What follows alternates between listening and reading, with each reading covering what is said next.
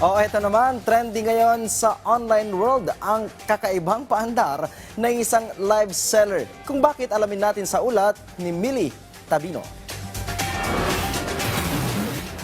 Mapapa-heart up ka talaga sa tuwa kung ito ang bubungad sa FYP mo. Very trendy online ang kakaibang gimmick ng live seller na ito na siya mismo ang naging mannequin ng mga binibenta ng items online. But wait, there's more. Hindi lang siya basta moving mannequin, kundi isa pa siyang dancing mannequin. Sino ba namang mag-akala sa likod nito ay isang mahiyain pero madiskarting tindera? Siya si Jade Velasco mula sa Tala, Caloocan City.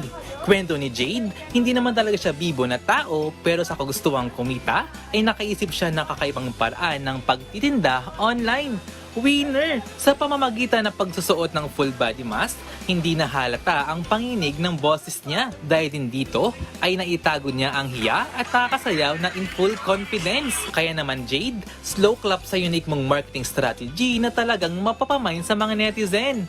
Kaya naman, ito ang finger heart para sa trendy mong diskarte. Millie Tabino para sa Pambansang TV sa Bagong Pilipinas.